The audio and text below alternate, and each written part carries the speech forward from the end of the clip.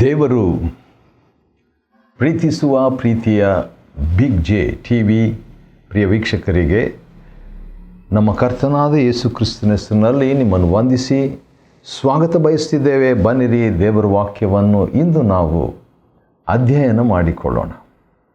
ಇಂದಿನ ನಮ್ಮ ಅಧ್ಯಯನ ಅಪೊಸ್ತಲರ ಕೃತ್ಯಗಳು, ದ ಬುಕ್ ಆಫ್ ಆ್ಯಕ್ಟ್ಸ್. ಹೌದು, ಆದಿಕಾಂಡದಿಂದ ಪ್ರಕಟಣೆವರೆಗೆ ಇರುವಂಥ 66 ಪುಸ್ತಕಗಳಲ್ಲಿ ಆದಿಕಾಂಡ ಮೊದಲನೇ ಅಧ್ಯಾಯದಿಂದ 10ನೇ ಅಧ್ಯಾಯದವರೆಗೆ, ಜೆನೆಸಿಸ್ ಚಾಪ್ಟರ್ 1 to ಚಾಪ್ಟರ್ 10, ಇದರಲ್ಲಿ ನಾವು ಲೋಕ ಚರಿತ್ರೆಯನ್ನು ನೋಡ್ತೇವೆ. History of the world. ಆದಿಕಾಂಡ 1ರಿಂದ 10, ಜೆನೆಸಿಸ್ 1 to 10 ಲೋಕ ಚರಿತ್ರೆ, world history, history of the world. ಆದರೆ ಆದಿಕಾಂಡ 11ನೇ ಅಧ್ಯಾಯದಿಂದ ಮಲಾಕಿ ಗ್ರಂಥದವರೆಗೆ ನಾವು ನೋಡುವಾಗ ಇಸ್ರಾಯೇಲರ ಚರಿತ್ರೆಯನ್ನು ನಾವು ನೋಡ್ತೇವೆ. The history of Israel. ಆದಿಕಾಂಡ 11ರಿಂದ ಮಲಾಕಿವರೆಗೆ, Genesis chapter 11 through the book of Malachi. ಆದರೆ ಮತ್ತಾಯ, ಮಾರ್ಕ, ಲೂಕ, ಯೋಹಾನ ಈ 4 ಸುವಾರ್ತೆಗಳಲ್ಲಿ ನಾವು ಕ್ರಿಸ್ತನ ಚರಿತ್ರೆಯನ್ನು ನೋಡ್ತೇವೆ. The history of Christ, Matthew, Mark, Luke and John. ಆದರೆ ಅಪೊಸ್ತಲ ಕೃತ್ಯದಿಂದ ಪ್ರಕಟಣೆಯವರೆಗೆ ನಾವು ನೋಡುವಾಗ the book of Acts through the book of Revelation ನಾವು ನೋಡುವಾಗ ಸಭಾ ಚರಿತ್ರೆ, ಹಿಸ್ಟ್ರಿ ಆಫ್ ದ ಚರ್ಚ್. ಸಭಾ ಚರಿತ್ರೆಯನ್ನು ಅಪೊಸ್ತಲ ಕೃತ್ಯದಿಂದ ಪ್ರಕಟಣೆವರೆಗಿರುವ ಪುಸ್ತಕಗಳಲ್ಲಿ ನಾವು ನೋಡ್ತೇವೆ. ಇಂದು ನಾವು ಅಪೊಸ್ತಲ ಕೃತ್ಯಗಳನ್ನು ನೋಡುವಾಗ ಮೊದಲನೇ ಅಧ್ಯಾಯ, ಡಾಕ್ಟರ್ ಲೂಕ್, ವೈದ್ಯನಾದಂಥ ಲೂಕನು ಥೆಯೋಫಿಲನಿಗೆ ಬರೆದದ್ದು. ಥೆಯೋ ಅಂತ ಹೇಳಿದರೆ ದೇವರು, ಫಿಲಿಯೋ ಆರ್ ಫೀಲಾ ಅಂತ ಹೇಳಿದರೆ ದೇವರನ್ನು ಪ್ರೀತಿಸುವಂಥವರಿಗಾಗಿ ಬರೆದಿರುವಂಥದ್ದು. ಸರಿ, ನೀವು ನಾನು ಕೂಡ ದೇವರನ್ನು ಪ್ರೀತಿಸೋದಾದರೆ ನಮಗೋಸ್ಕರವಾಗಿ ಬರೆದದ್ದು ಈ ಅಪೊಸ್ತಲ ಕೃತ್ಯ ಅಂತ ನಾವು ತಗೊಳ್ಳೋಣ. ಇಲ್ಲಿ ಮೊದಲನೇ ಅಧ್ಯಾಯದಲ್ಲಿ ದೇವರ ಸೇವೆಗೆ 12 ಸಿದ್ಧಾಂತಗಳನ್ನು ನಾವು ನೋಡಿಕೊಳ್ತೇವೆ. 12 ಪ್ರಿನ್ಸಿಪಲ್ಸ್ ಆಫ್ ಸರ್ವಿಂಗ್ ಗಾಡ್.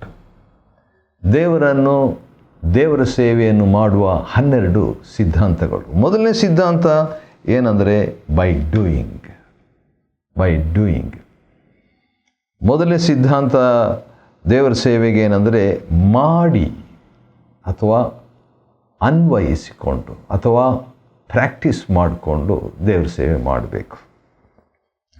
ಮೊದಲನೇ ಅಧ್ಯಾಯ 1ನೇ ವಚನದಲ್ಲಿ ಥೆಯೋಫಿಲನಿಗೆ ಲೂಕನು ಬರೆಯುವಾಗ, ನಾನು ನಿನಗೆ ನನ್ನ ಮೊದಲನೇ ಗ್ರಂಥದಲ್ಲಿ ಯೇಸು ಮಾಡುವುದಕ್ಕೂ ಬೋಧಿಸುವುದಕ್ಕೂ. ಹಾಗಾದರೆ ಬೋಧನೆ ಬಂದು ಸೇವೆ ಮಾಡಲಿಕ್ಕೆ ಮುಂಚಿತವಾಗಿರುವಂಥ ಮೊದಲನೇ ನಿಬಂಧನೆ ಅಥವಾ ಮೊದಲನೇ ಸಿದ್ಧಾಂತ, first principle of serving God is to practice. ಅಂದರೆ ಈಗ ನಾನು 10 ವಾಕ್ಯದಲ್ಲಿ 5 ವಾಕ್ಯ ಮಾತ್ರ ನಾನು ಕೈಕೊಂಡು ನಡೆದಿದ್ದರೆ ಆ 50% ಮಾತ್ರ ನಾನು ಸೇವೆ ಮಾಡಲಿಕ್ಕೆ ಆಗುತ್ತೆ. ಯಾಕಂದರೆ ಉಳಿದಿದ್ದೆಲ್ಲ ಒಂದು ಥಿಯರಿ, ಅದು ಸಿದ್ಧಾಂತ. ಆದ ಕಾರಣ ನಾನು ಅದರ ಬಗ್ಗೆ ಹೇಳ್ಬೋದು, ಆದರೂ ಕೂಡ ಕೈಕೊಂಡು ನಡೆದು ಮಾಡುವಂಥದ್ದು ಅಥವಾ ಅನ್ವಯಿಸಿಕೊಳ್ಳುವಂಥದ್ದು ದೇವರ ಸೇವೆಯನ್ನು ಮಾಡುವುದಕ್ಕೆ ಮೊದಲನೇ ಸಿದ್ಧಾಂತ. ಎರಡನೇದಾಗಿ 2ನೇ ವಚನದಲ್ಲಿ ಪವಿತ್ರಾತ್ಮನು. ದೇವರ ಸೇವೆಯನ್ನು ಮಾಡಲಿಕ್ಕೆ 2ನೇ ಸಿದ್ಧಾಂತ ಪವಿತ್ರಾತ್ಮನ ಮೂಲಕ ಸೇವೆ ಮಾಡಬೇಕು, ಮುಖಾಂತರ ಸೇವೆ ಮಾಡಬೇಕು. ಯಾಕಂದರೆ ಪವಿತ್ರಾತ್ಮನಿಂದ ಆಜ್ಞೆಯನ್ನು ಹೊಂದಿ ಅವರು ಸೇವೆ ಮಾಡಿದರು. ಅಪೊಸ್ತಲ ಕೃತ್ಯ 13ರಲ್ಲಿ ಕೂಡ ದೇವರಾತ್ಮನು ಅವನ ತಂಡದವರನ್ನು, ಪೌಲ ಬಾರ್ನಬರನ್ನು ಸೇವೆಗಾಗಿ ಪ್ರತ್ಯೇಕಿಸಿದ್ದು. ಆ ರೀತಿಯಾಗಿ ಎರಡನೇ ಸಿದ್ಧಾಂತ, second principle of serving God is holy spirit. ಮೊದಲನೇದು ಅನ್ವಯಿಸಿಕೊಳ್ಳುವುದು ಅಥವಾ ಹಿಂಬಾಲಿಸುವುದು, ಕೈಕೊಂಡು ನಡೆಯುವುದು. ಎರಡನೇದು ಪವಿತ್ರಾತ್ಮನು. ಮೂರನೇದಾಗಿ ಅನ್ಯೋನ್ಯತೆ. Third principle of serving God is fellowship. ಅಪೊಸ್ತಲಕೃತ್ಯ 1ನೇ ಅಧ್ಯಾಯ 3ನೇ ವಚನದಲ್ಲಿ ನಾವು ನೋಡುವಾಗ, ಯೇಸು ಬಾಧೆಪಟ್ಟ ನಂತರ ಅಪೊಸ್ತಲರಿಗೆ ಪ್ರತ್ಯಕ್ಷವಾಗಿ ತಾವು ಜೀವಂತವಾಗಿರುವಂಥದ್ದನ್ನು ನಿಶ್ಚಿತ ರುಜುವಾತುಗಳಿಂದ ತೋರಿಸಿದ್ದಲ್ಲದೆ 40 ದಿನಗಳ ಅವಧಿಯವರೆಗೆ ಯೇಸು ಸ್ವಾಮಿ ಶಿಷ್ಯರ ಜೊತೆಗಿದ್ದರು. 11 ಜನ ಶಿಷ್ಯರ ಜೊತೆಯಲ್ಲಿ ಯೇಸು 40 ದಿನಗಳು ಕಳೆದರು. ಅದಕ್ಕೆ ಒಂದು ಕಾರಣ ಅನ್ಯೋನ್ಯತೆ, ಫೆಲೋಶಿಪ್. ಒಂದಿನ ಅಲ್ಲ, 2 ದಿನ ಅಲ್ಲ, 40 ದಿನ. Wow, I like it. ನನಗಿಷ್ಟ ಅದು. 40 ದಿನಗಳು ಇದ್ರಂತೆ. ಆದ್ದರಿಂದ ಈಗ ನಾವು ನೋಡಿಕೊಳ್ತಕ್ಕಂಥ ಒಂದು ಸಂಗತಿ ಏನಂತ ಹೇಳಿದರೆ, ನಾವು ದೇವರ ಸೇವೆಯನ್ನು ಮಾಡಬೇಕಾದ್ರೆ ಈ ಅನ್ಯೋನ್ಯತೆಯಲ್ಲಿ ಇದ್ದುಕೊಂಡು ಮಾಡುವಂಥ ಸೇವೆ ಭಾಳ ಪ್ರಾಮುಖ್ಯ. Ministering while being in fellowship. ಇಲ್ಲಿ ಕೂಡ ಯೇಸು ಸ್ವಾಮಿ 40 ದಿನ ಅವರೊಂದಿಗೆ ಇದ್ದದ್ದು ಅನ್ಯೋನ್ಯತೆಯನ್ನು ಸೂಚಿಸ್ತದೆ. ಆದರೆ ಆ ಅನ್ಯೋನ್ಯತೆ ಸುಮ್ಮನೆ ಇರುವಂಥದ್ದಲ್ಲ. ಅಲ್ಲಿ ಬರೆದಿದೆ 3ನೇ ವಚನದಲ್ಲಿ, ಯೇಸು ಅವರಿಗೆ 40 ದಿವಸ ಕಾಣಿಸಿಕೊಂಡು ದೇವರ ರಾಜ್ಯದ ಕುರಿತಾಗಿ ತಿಳಿಸಿದ್ದು. ಹಾಗಾದರೆ ಇನ್ನೊಂದು ಸಿದ್ಧಾಂತ, ಅನದರ್ ಫೋರ್ತ್ ಪ್ರಿನ್ಸಿಪಲ್ ಏನಂದರೆ ದ ಕಿಂಗ್ಡಮ್ ಆಫ್ ಗಾಡ್, ದೇವರ ರಾಜ್ಯ. ಹೌದು, ದೇವರ ರಾಜ್ಯ ಅಂತ ಹೇಳಿದ ಮೇಲೆ ದೇವರ ರಾಜ್ಯದ ಬಗ್ಗೆ ಮಾತಾಡೋದು ಅಷ್ಟೇ ಅಲ್ಲ, ದೇವರ ರಾಜ್ಯವನ್ನು ಸ್ಥಾಪಿಸುವ ಮನೋಭಾವನೆ ಸಿದ್ಧಾಂತದ ಸೇವೆಯ ಸಿದ್ಧಾಂತ. ಇನ್ನೊಂದು ಸಾರಿ ಹೇಳ್ತೇನೆ, ದೇವರ ರಾಜ್ಯದ ಬಗ್ಗೆ ಮಾತ್ರ ಮಾತನಾಡುವಂಥದ್ದಲ್ಲ, ದೇವರ ರಾಜ್ಯವನ್ನು ಸ್ಥಾಪಿಸಬೇಕೆಂಬಂಥ ಒಂದು ಆತ್ಮ ಇರುವಂಥದ್ದು ದೇವರ ಸೇವೆಯನ್ನು ಮಾಡಲಿಕ್ಕೆ. ಅದು 4ನೇ ಸಿದ್ಧಾಂತದ fourth principle of serving God is to have a spirit of the kingdom of God. ದೇವರ ರಾಜ್ಯದ ಒಂದು ಆತ್ಮವುಳ್ಳವರಾಗಿರುವಂಥದ್ದು. 5ನೇದಾಗಿ ವೇಟಿಂಗ್, ಕಾದಿರುವುದು. ಯಾಕಂದರೆ ಅಪೊಸ್ತಲಕೃತ್ಯ 1ನೇ ಅಧ್ಯಾಯ ಮತ್ತು 5ನೇ ವಚನದಲ್ಲಿ ನಾವು ನೋಡುವಾಗ, ಅಥವಾ 4ನೇ ವಚನಕ್ಕೆ ನಾವು ನೋಡೋಣ. ಅಪೊಸ್ತಲಕೃತ್ಯ 1:4 ಕೊನೆ ಭಾಗದಲ್ಲಿ, ನೀವು ಯೆರೂಸಲೇಮ್ ಬಿಟ್ಟು ಹೋಗಬೇಡ್ರಿ, ನಾನು ನಿಮಗೆ ತಿಳಿಸಿದಂತೆ ನನ್ನ ತಂದೆಯ ವಾಗ್ದಾನ ಮಾಡಿರುವ ವರಕ್ಕಾಗಿ ಕಾದುಕೊಂಡಿರ್ರಿ. ವೆಯ್ಟ್, ಕಾದುಕೊಂಡಿರ್ರಿ. ಹರಿಬರಿ ನಾವು ಸೇವೆ ಮಾಡಬಾರ್ದು, ಕಾದಿರುವಂಥದ್ದು. ಹಳೆ ಒಡಂಬಡಿಕೆಯಲ್ಲಿ ಕೂಡ ಯೆಹೋವನಿಗಾಗಿ ಕಾದಿರು, ಆತನಿಗಾಗಿ ಕಾದಿರುವವರು ಹೊಸ ಬಲವನ್ನು ಹೊಂದಿಕೊಳ್ತಾರಂತೆ. ಆ ಹೊಸ ಬಲವನ್ನು ಹೊಂದಿಕೊಂಡು ಸೇವೆಯನ್ನು ಮಾಡುವಂಥದ್ದು. ಹೌದು.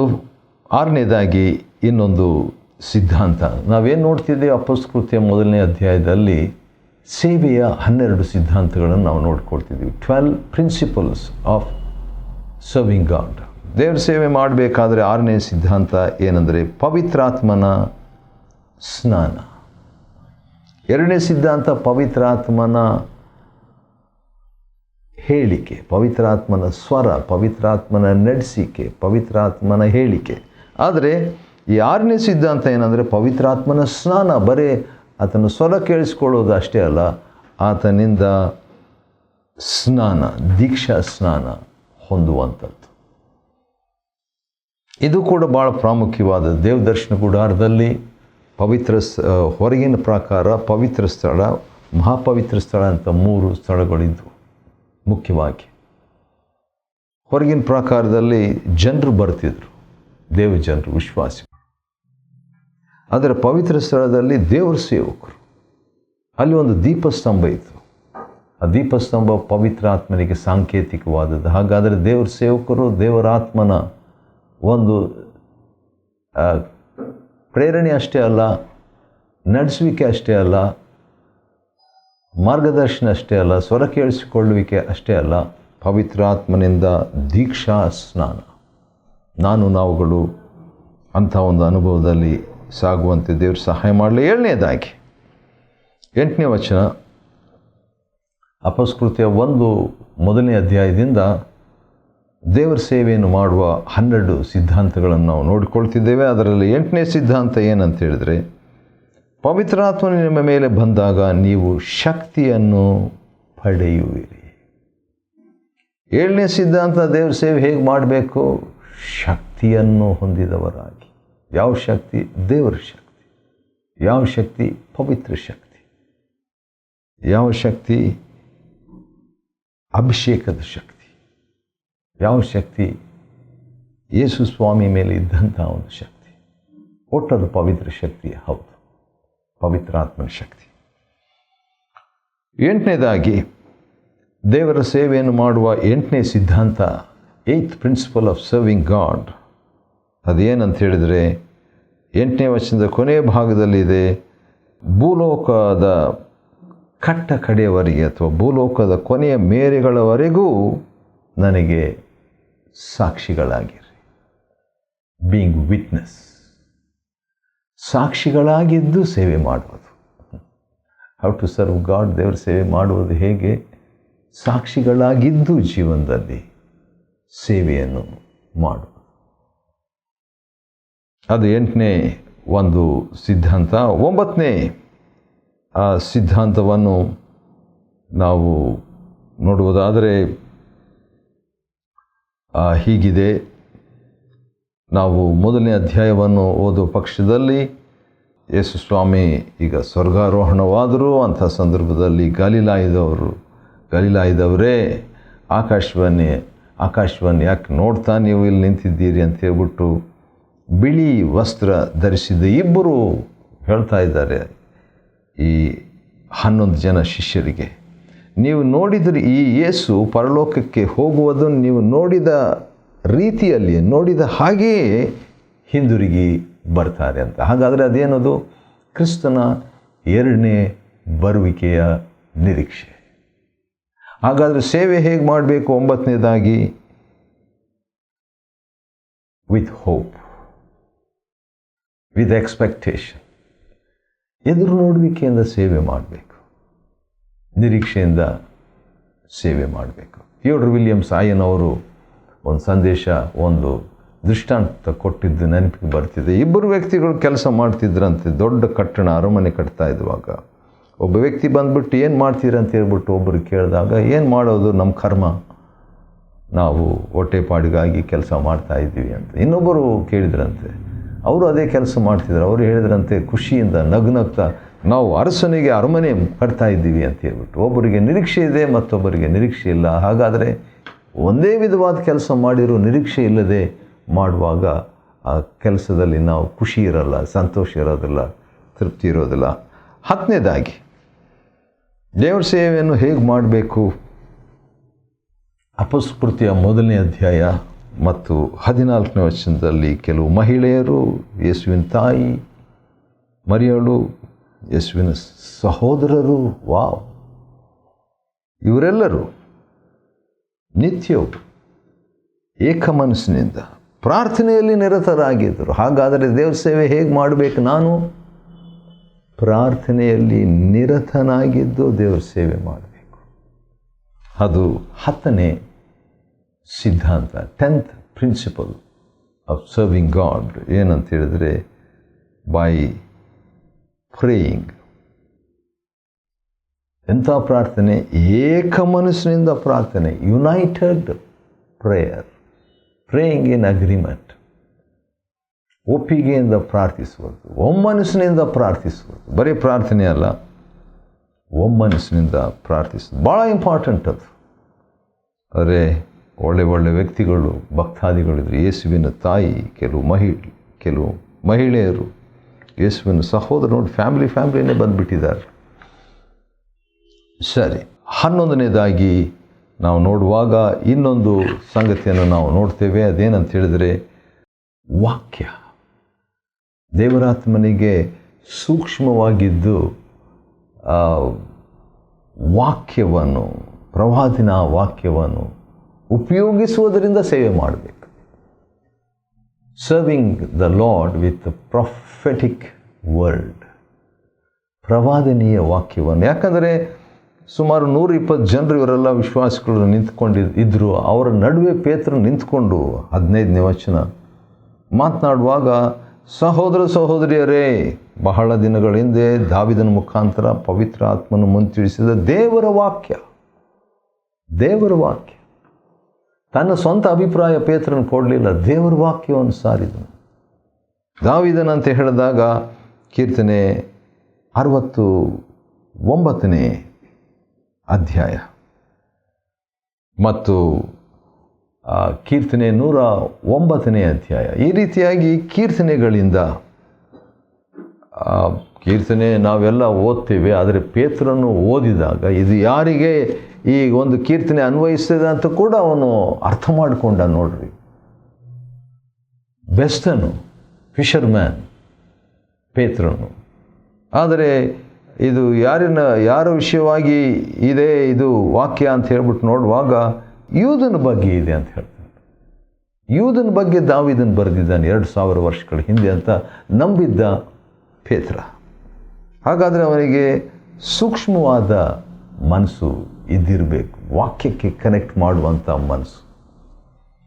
ಆದ ಕಾರಣ ಒಬ್ಬರನ್ನ ನಾವು ಆರಿಸ್ಕೊಳ್ಳೋಣ. ಯೂದ ತೀರ್ಕೊಂಡಿದ್ದಾನೆ, ಅವನ ಪರವಾಗಿ ಇನ್ನೊಬ್ಬರನ್ನ ಆರಿಸ್ಕೋಬೇಕಂತ ಯಾರೂ ಹೇಳಿದ್ದಿಲ್ಲ. ಆದರೆ ಇವನು ದೇವರ ವಾಕ್ಯ ಪ್ರೇರಣೆಯಿಂದ ಅಥವಾ ದೇವರ ವಾಕ್ಯದ ಆಧಾರದಿಂದ ಅಂಥ ಒಂದು ತೀರ್ಮಾನಕ್ಕೆ ಬರ್ತಾನೆ. ಇನ್ನೂ ದೇವರ ಆತ್ಮನ ಒಂದು ಅಭಿಷೇಕ ಪೂರ್ಣವಾಗಿ ಹೊಂದಿದ್ದಿಲ್ಲ. ಸ್ವಲ್ಪ ಮಟ್ಟಿಗೆ ಸ್ವಾಮಿ ಯೋಹಾನ 21ರಲ್ಲಿ ಉಸಿ ಊದಿ ಕೊಟ್ಟಿದ್ದು ಉಂಟು.